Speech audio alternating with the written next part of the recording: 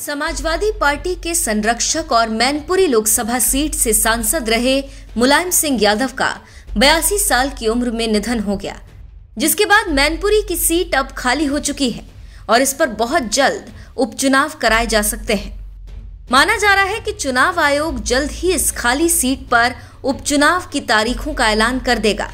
ऐसे में अखिलेश यादव के सामने सबसे बड़ा टास्क मुलायम की विरासत को संभालने का होगा। 2024 लोकसभा चुनाव के पहले अखिलेश यादव की ये सबसे बड़ी चुनौती होगी, क्योंकि ये क्षेत्र हमेशा से समाजवादी पार्टी का गढ़ रहा है और मुलायम सिंह यादव का वर्चस्व पिछले कई दशक से यहाँ पर कायम है। ऐसे में उपचुनाव में समाजवादी पार्टी उम्मीदवार किसे बनाएगी, इसको लेकर चर्चाएं शुरू हो चुकी हैं। ऐसे में अगर मौजूदा परिस्थितियों पर नजर डालें तो मुलायम सिंह यादव की बड़ी बहू और अखिलेश यादव की पत्नी डिंपल यादव ही सबसे उपयुक्त उम्मीदवार नजर आ रहे हैं और वहीं मैनपुरी में मुलायम की विरासत को संभालने के योग्य दिख रही हैं। इसके अलावा अगर समाजवादी पार्टी डिंपल को मैदान में उतारती है तो इसका एक बड़ा फायदा भी मिल सकता है, क्योंकि मुलायम सिंह यादव की बहू होने के नाते जनता का इमोशन उनके साथ जुड़ेगा और यहां पर समाजवादी पार्टी अपना गढ़ बचाने में कामयाब हो सकती है।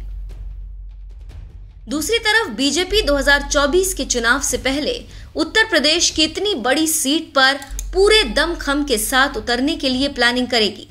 क्योंकि उसे पता है कि अगर मैनपुरी जैसी जगह पर उपचुनाव में भी बीजेपी जीत जाए तो 2024 के आम चुनाव में इसका प्रभाव बहुत ज्यादा पड़ेगा। साथ ही यादव वोट बैंक में सेंधमारी करने में भी बीजेपी कामयाब हो जाएगी और आजमगढ़ के बाद दूसरी सीट पर भी बीजेपी अपना वर्चस्व लहराने की फिराक में होगी। ऐसे में अखिलेश यादव को बड़ी सूझबूझ के साथ मैनपुरी की सीट पर उपचुनाव लड़ना होगा और बेहद बारीकी से एक शानदार उम्मीदवार खड़ा करना होगा, ताकि जमीन खिसकने ना दी जाए और आजमगढ़ भी ना दोहराया जा पाए। इसके अलावा अखिलेश यादव मैनपुरी जीतकर कार्यकर्ताओं को ये संदेश भी देना चाहेंगे कि नेताजी के ना होने पर अब वही अभिभावक हैं और समाजवादी पार्टी अब उन्हीं के साथ आगे बढ़ेगी। हालांकि इसकी शुरुआत अखिलेश ने मुलायम सिंह यादव को मुखाग्नि देने के साथ ही कर दी और जिस तरह से अखिलेश कार्यकर्ताओं के बीच जाकर बैठे, उससे उन्होंने एक संदेश दे दिया कि पिता चले गए, अब अभिभावक वही हैं। खैर, ऐसे में डिंपल यादव को मैनपुरी से उतारकर अखिलेश बड़ी चाल चल सकते हैं और यही शायद सबसे बेहतरीन राजनीतिक समझ भी होगी, क्योंकि डिंपल यादव एक शानदार नेता के साथ साथ बेहतरीन वक्ता भी हैं और अगर वो मैनपुरी से सांसद बनकर जाती हैं तो वो समाजवादी पार्टी का प्रतिनिधित्व दिल्ली में बेहतर तरीके से कर पाएंगी और अखिलेश यूपी में पार्टी को मजबूत बना सकेंगे। बहरहाल 2019 के मैनपुरी चुनाव की बात करें तो समाजवादी पार्टी से उम्मीदवार मुलायम सिंह यादव को 5,24,926 वोट मिले थे,